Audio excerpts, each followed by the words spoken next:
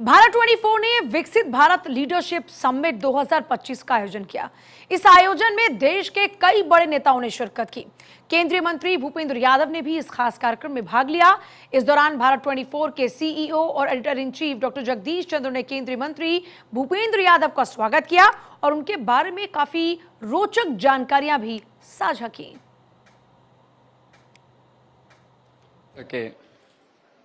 मुख्य अतिथि श्री भूपेंद्र यादव केंद्रीय मंत्री का हार्दिक स्वागत है।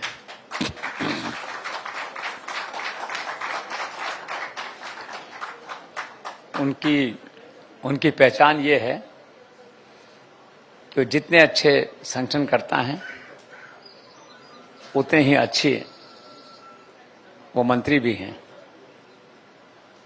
जनसंपर्क जबरदस्त है।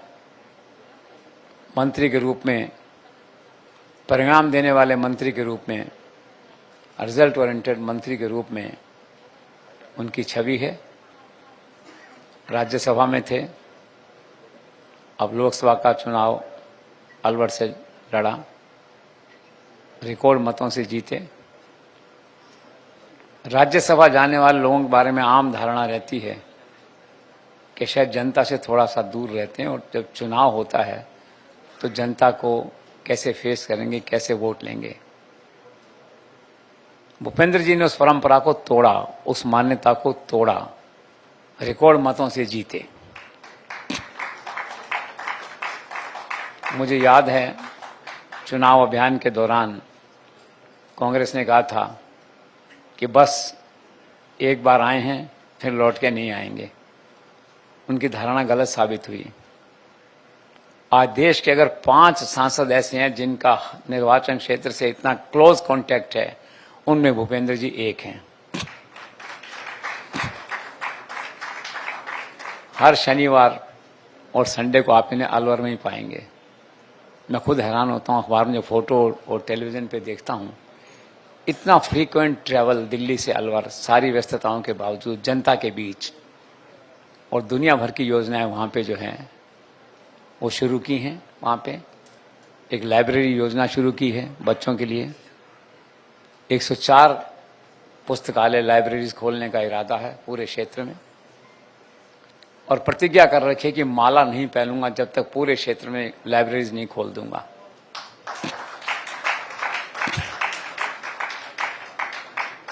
जो लोग माला लेके जाते हैं उनसे कहते हैं भी पुस्तक दे दो एक, और पुस्तक उस लाइब्रेरी में रखते हैं।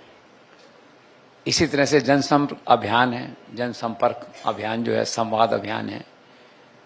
तो अगले 4 साल में जो समय बचा है, जितना भी इस कार्यकाल का, अलवर कॉन्स्टिट्यूंसी के हर गांव में जाना है, हर व्यक्ति से मिलना है। इससे बड़ा जनसंपर्क और क्या हो सकता है, पब्लिक कनेक्ट और क्या हो सकता है, आप ही देखिए।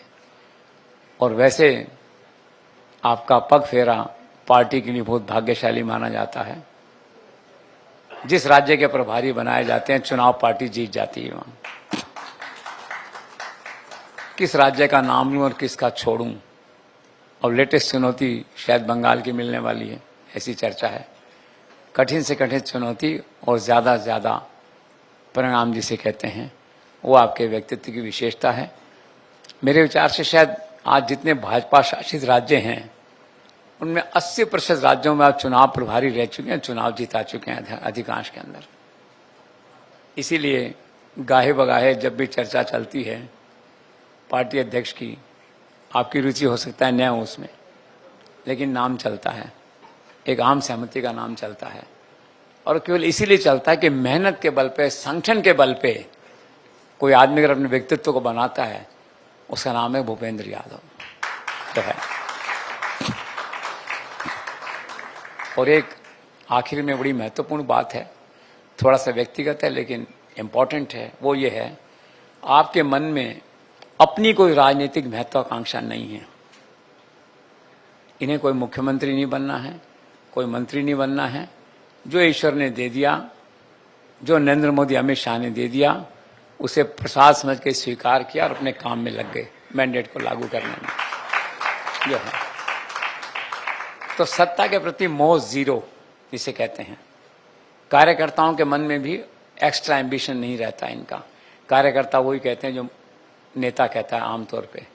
अब उदाहरण लीजिए, जैसे उड़ीसा में गया पिछली बार, उड़ीसा धर्मेंद्र प्रधान, उनके पिताश्री का निधन हुआ था, मैं गया वहाँ पे।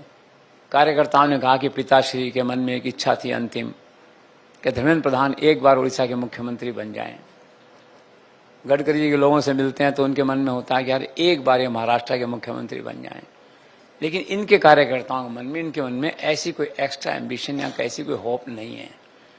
और लोकप्रियता की बात मैंने कही, पिताश्री की बात चली वहाँ उनके, तो आपके पिताश्री का भी निधन हुआ कुछ समय पहले। मैं गया तो हरियाणा और राजस्थान के हजारों लोगों 10 दिन में वहाँ पे आए। तो मेरे लिए तय करना मुश्किल था कि हरियाणा के लीडर हैं कि राजस्थान के लीडर हैं। और फिर इनके घर पे चले जाइए, हर प्रांत का कार्यकर्ता इनके घर पे आपको मिलेगा, चाहे वो बंगाल का हो, बिहार का हो, मध्य प्रदेश का हो, उड़ीसा का हो। ये विचित्र स्थिति है। तो ऐसी विनम्रता के साथ इतनी लोकप्रियता और इतनी पावर को आप कैसे अकोमोडेट करते हैं, इसके लिए आप बधाई के और प्रशंसा के पात्र हैं। आप यहाँ पधारे, इसलिए हम आपका आभार व्यक्त करते हैं और आपको विश्वास दिलाते हैं कि राजस्थान के अलवर जिले में आप कायाकल्प करने का जो बीड़ा आपने उठाया है, जिले का अलवर बहुत उपेक्षित था 50 साल से 40 साल से, उसका बीड़ा आपने उठाया है। आपके उस अभियान में फर्स्ट इंडिया भारत 24 वो हमेशा आपके साथ हैं, आपके साथ खड़े रहेंगे जन कल्याण की योजनाओं में। Thank you so much.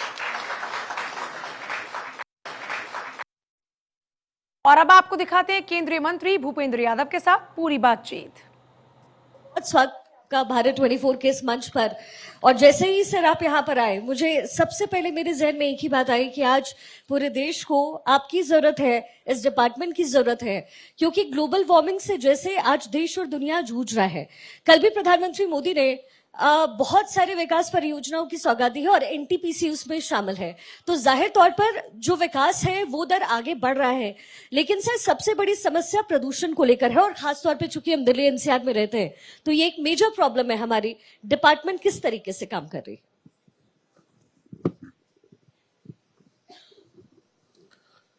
सबसे पहले तो आपको धन्यवाद और आपके टीवी को धन्यवाद कि उन्होंने विकसित भारत लीडरशिप समिट का आयोजन किया। और आपका जो प्रश्न है ये विकसित भारत से जुड़ा हुआ प्रश्न है, क्योंकि प्रधानमंत्री नरेंद्र मोदी जी की कल्पना में विकसित भारत में इकोलॉजी और इकोनॉमी दोनों स्ट्रांग होनी चाहिए। पर्यावरण की रक्षा होनी चाहिए, पर्यावरण के प्रदूषण पे नियंत्रण होना चाहिए जी। जो सबसे बड़ा कारण है कि हम एक ऐसे दौर में रह रहे हैं जो एनर्जी बेस्ड सोसाइटी हमारी है।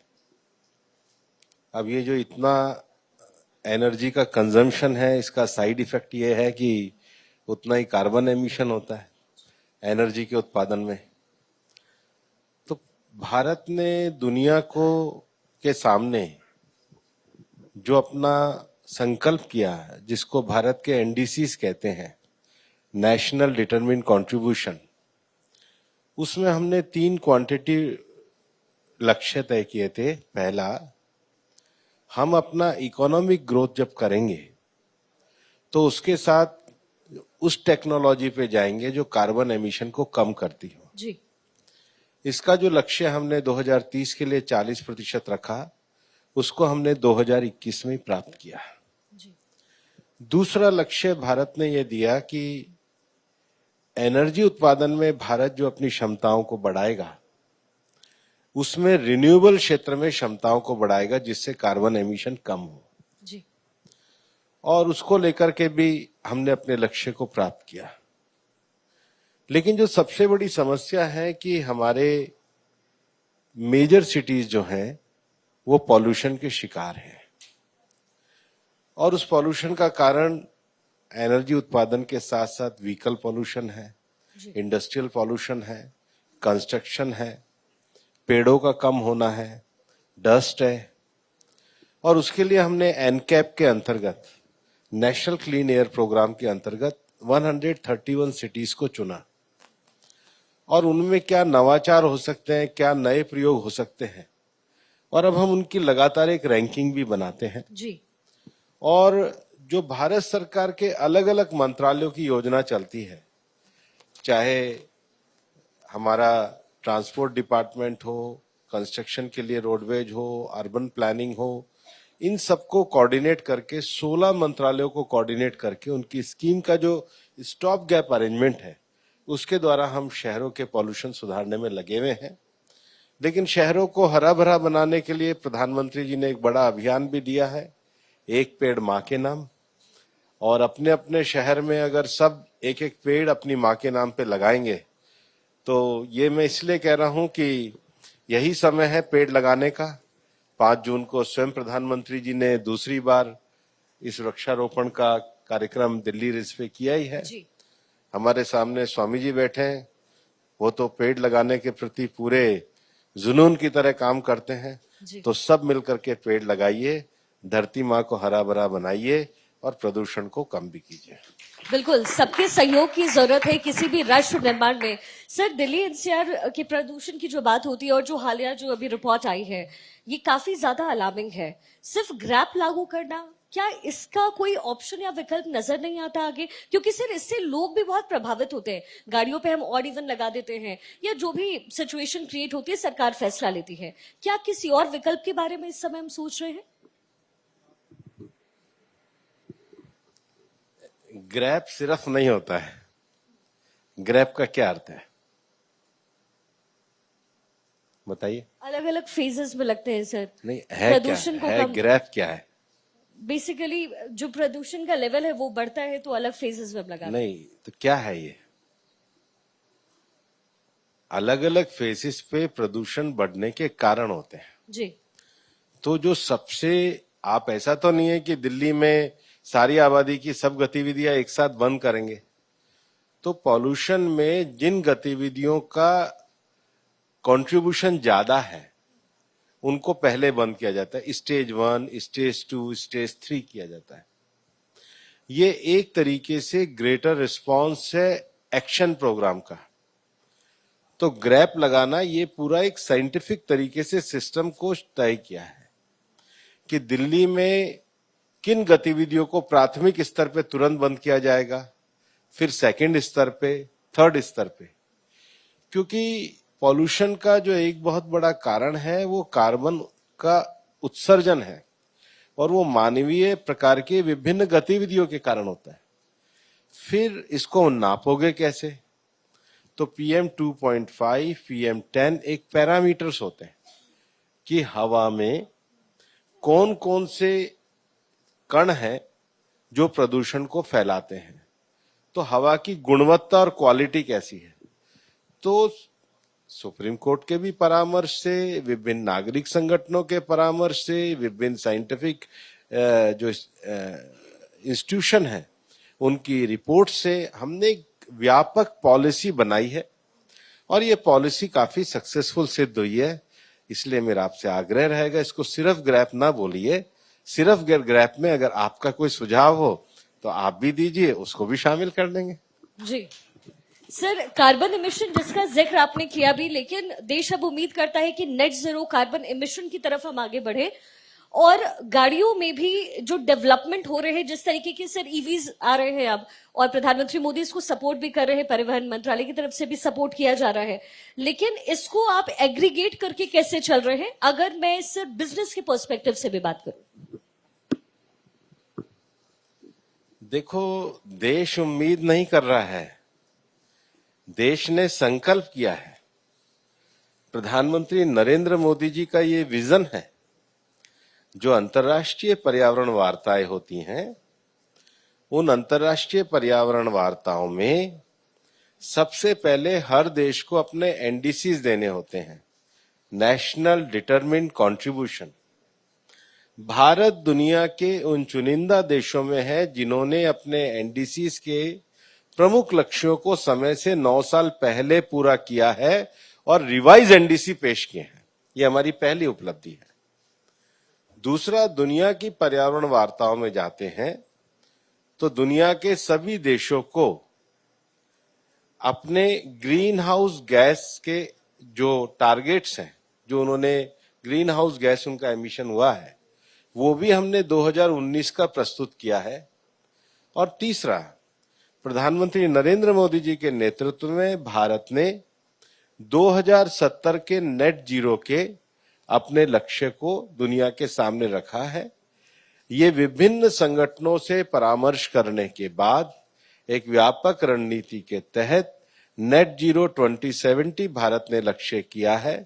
ये लक्ष्य केवल छोटा लक्ष्य नहीं है, इसमें हमारी रिन्यूएबल की क्षमता कैसे होगी, हमारी अर्बन प्लानिंग कैसे होगी, हमारा सार्वजनिक ट्रांसपोर्ट कैसे होगा, हमारी स्मार्ट एग्रीकल्चर कैसे होगी, हमारे आने वाले समय में मॉरल वैल्यूज एजुकेशन कैसे होगी, हमारा टेक्नोलॉजिकल एडवांसमेंट कैसे होगा, हमारे नवाचार कैसे होंगे। नवाचार का अर्थ ये है, जैसे प्रधानमंत्री जी ने दुनिया को एक पेड़ माँ के नाम अभियान दिया है, उसके साथ ही साथ मिशन लाइफ दिया है, एनवायरमेंट फ्रेंडली लाइफस्टाइल। अब एनवायरमेंट फ्रेंडली लाइफस्टाइल में जो सबसे बड़ी बात है, हम एनर्जी का उत्पादन कर रहे हैं, लेकिन सेव एनर्जी इसको कैसे करेंगे, सेव वाटर इसको कैसे करेंगे, सेव फूड इसको हम कैसे करेंगे। अब दिल्ली में आज मान के चलो कि आबादी करोड़ों की संख्या में है, तो इतना रोज जो सॉलिड वेस्ट आता है, इस सॉलिड वेस्ट का मैनेजमेंट कैसे करोगे। हर घर में हर रसोई तक 70% आइटम प्लास्टिक के हो गए हैं जिनको फेंक दिया जाता है, तो ई वेस्ट मैनेजमेंट कैसे करोगे। और उसके साथ ही साथ सिंगल यूज प्लास्टिक के बैन पे क्या कार्रवाई करोगे। और सबसे बड़ी बात है, जीवन को अच्छा जीना है तो हेल्दी लाइफस्टाइल कैसे अपनाओगे। ये सब व्यापक नीति का हिस्सा है जिसको हम मिशन लाइफ के अंतर्गत भी प्रचारित करते हैं। और नेट जीरो 2070 भारत ने पूरा डॉक्यूमेंट प्रस्तुत किया है। किसी दिन आप एक नेट जीरो 2070 पे अपने टीवी पे भी कार्यक्रम करिए, उस डॉक्यूमेंट की चर्चा करिए, क्योंकि इतने थोड़े समय में वो होना संभव नहीं है। बिल्कुल, उसको व्यापकता से अध्ययन करके सबके सामने रखिए।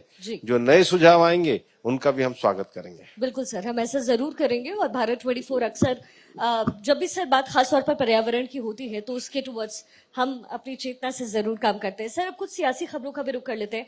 आने वाले दिनों में बिहार में चुनाव होने हैं और मैं खुद सर बिहार से हूँ। प्रधानमंत्री मोदी ने मिथिलांचल पर बहुत फोकस किया है, लेकिन बिहार में इस समय क्या स्थिति परिस्थिति आप देख रहे हैं? एनडीए की सरकार बनने जा रही है जी। मुख्यमंत्री के सर नाम की चर्चाएं भी बहुत हो रही, तो एनडीए तय करेगा। और नीतीश जी के नेतृत्व में चुनाव चल रहा है और नीतीश जी ने बड़ी सक्षमता के साथ बिहार को आगे बढ़ाया है। बिल्कुल सर। और नीतीश कुमार लेकिन खुद कह रहे हैं, उनका परिवार कह रहा है, जो विपक्षी पार्टी है वो भी कह रही है कि नीतीश कुमार ही चीफ मिनिस्टर बनेंगे। अभी एनडीए के नेता हमारे वहाँ नीतीश जी हैं और एनडीए के नेतृत्व में हम सरकार चुनाव लड़ेंगे और सरकार बनाएंगे। जी सर, जिस जंगल राज को लेकर के सवाल उठाए जाते थे, बीजेपी ने भी जोरदार तरीके से जंगल राज को लेकर के सवाल उठाए, लेकिन हालिया जो घटना है जो बिहार में हो रही है वो वाकई चिंताजनक है। अब विपक्ष आप पर भी आरोप लगा रहा है, एनडीए सरकार पर आरोप लगा रहा है कि आप में और हम में क्या फर्क है और किस आधार पर आप वोट की बात कर रहे हैं। आप क्या समझते हैं विपक्ष हमारी तारीफ में कसीदे पड़ेगा? लेकिन विषय ये नहीं है। विषय ये है कि आरोप लगाने वाले लोग कौन हैं, आरोप लगाने वालों का इतिहास क्या है, आरोप लगाने वालों की क्रेडिबिलिटी क्या है, आरोप लगाने वालों की सोच क्या है। उनकी सोच छोटी है, उनकी विरासत खराब है, उनकी नीयत ठीक नहीं है, उन पे बिहार की जनता का विश्वास नहीं, इसलिए उनके आरोप भी झूठे हैं। एनडीए से संगठित होकर के चलती है, लेकिन आपके जो अपने सहयोगी दल हैं उनमें भी रस्साकशी का माहौल इस समय टिकट्स को लेकर के और नंबर ऑफ सीट्स को लेकर के सर नजर आ रहा है। क्या ये सच है? ये झूठ है।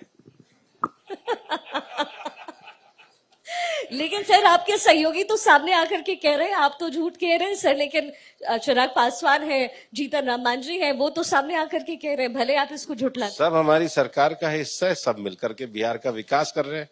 किसी ने भी बिहार के विकास से असहमति बताई हो तो स्टेटमेंट में आपका जवाब दूंगा। तो सर ये भी कहा जा रहा है कि चिराग पासवान जो सीटों के बारे में बात कर रहे हैं, अपनी सरकार पे जो सवाल उठा रहे हैं, ये एक रणनीति हो सकती है। शायद उनकी या फिर बीजेपी की भी? क्या आप आपको आप मुझसे सहमत है? आप मुझसे बात कर रही हैं, कोई बुराई है? बताओ, कोई बुराई है? बात नहीं। करने में क्या बुराई है? बात तो करते ही हैं सब लोग, सब एक साथ चल रहे हैं, एक स्वर से चल रहे हैं, प्रधानमंत्री नरेंद्र मोदी जी के नेतृत्व में चल रहे हैं। ऐसे ही चला जाता है राजनीति में। सर, आप तो बिहार को समझते हैं, पिछले 2 बार के चुनाव में आप प्रभारी बनाए गए। इस बार बिहार में सर कैसे क्या आप महसूस कर रहे हैं, क्या अलग है इस बार? नीतीश कुमार, उनके स्वास्थ्य की भी सर चर्चा होती है। इस बार रणनीति में क्या बदलाव? एक तो वोटर लिस्ट वाला तो सर आया ही है, जो इलेक्शन कमीशन की तरफ से है। इसमें भी विपक्षी पार्टी आप पर आरोप लगा रही है, कह रही है ये आपकी रणनीति है। ऐसा है कि विपक्ष की पार्टियों में कांग्रेस पार्टी ने इलेक्शन कमीशन को ज्ञापन दिया और उन्होंने हम पे आरोप लगाया कि भाई मतदाता सूचियों की समीक्षा होनी चाहिए। अब कांग्रेस की मांग पे इलेक्शन कमीशन ये जो मतदाता सूचियों की समीक्षा करा रहा है, तो अब इनको आपत्ति क्या हो रही है? इन्होंने तो रिटर्न में दिया है कि इसकी समीक्षा करो। पहले तो आपको उनको पूछना चाहिए कांग्रेस वालों को कि भाई आप ही तो ये देकर के आए थे कि मतदाता सूचियों की समीक्षा होनी चाहिए, क्यों नहीं होनी चाहिए? और मतदाता सूचियों की व्यापक समीक्षा कोई पहली बार नहीं हुई है, 8 बार तो कांग्रेस के राज में हुई है। और मतदाता सूचियों की समीक्षा करना ये चुनाव आयोग का काम है और सबको सहयोग देना चाहिए। अब कल का आंकड़ा देखिए, बिहार में कल का आंकड़ा है कि 93-94% लोगों ने फॉर्म जमा करा दिए।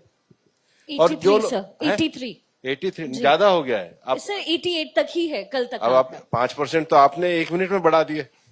मैं कैसे विश्वास करूं आपकी बात का? सर 88% है। अभी भी आप थोड़ा उठने के बाद फिर बताइएगा। चलिए ठीक है सर। चलो, नहीं आपने 83 सर मैं वो भी बताऊंगी जो लोग आरोप लगा रहे हैं। बताइए, पहले उन्हीं को सुन द लेते हैं। Rest of the people sir वो ये भी कह रहे हैं कि आपने इतनी हड़बड़ी में आखिर क्या जरूरत थी, थोड़ा और समय ही ले लेते, क्या दिक्कत है? तो फिर क्योंकि बहुत सारे लोग हैं जिनके सर्टिफिकेट्स नहीं है सर। अच्छा, कौन करा रहा है ये, क्या कहते हैं? इलेक्शन कमीशन करा रहा है सर, इलेक्शन। बिल्कुल करा रहा है। इलेक्शन कमीशन करा रहा है। ज्ञापन किसने दिया कि मतदाता सूचियों की समीक्षा होनी चाहिए? कांग्रेस। तो ये कांग्रेस और इलेक्शन कमीशन के बीच की लेकिन बात सर, है, आप हमें पे क्यों सर, आरोप लेकिन लगा रही हो? बिहार का जिक्र नहीं, ये तो आप बताइए, ये तो आप खुद कह रही हैं कि कांग्रेस ने ज्ञापन दिया और चुनाव आयोग करा रहा है, तो हम कहां बीच में आ गए? हम तो नागरिक के नाते सहयोग कर रहे हैं। ये कैसी राजनीति कर रहे हो भाई? चिट भी मेरी पट भी मेरी, ऐसे कैसी राजनीति चलती है भाई? आप खुद कह रही हैं कि कांग्रेस ने ज्ञापन दिया और आप खुद कह रहे हैं इलेक्शन कमीशन करा रहा है, और आप खुद कह रही हैं कि 88% लोगों ने दे दिया, और उसके बाद इलेक्शन कमीशन ने 2 दिन पहले एक विज्ञापन निकाला है कि अगर कोई ईमेल से, व्हाट्सएप से वो भी देना चाहे, बाहर का व्यक्ति तो दे सकता है। तो क्या किसी भी इलेक्शन में 3-4% लोग जो है वो डेथ नहीं होती, जगह नहीं बदलते, ट्रांसफर नहीं होते? और फिर ये जो पूरी प्रक्रिया है ये 3 लेवल पे है। जी जी। अब आप बताइए, आपको पता है तो? सर, 3 लेवल पे ये है कि पहले मतदाता सूची पब्लिश होगी, फिर उनके ब्लॉक के स्तर पे होगा, फिर जिला स्तर पे होगा, फिर चुनाव आयोग के स्तर पे होगा।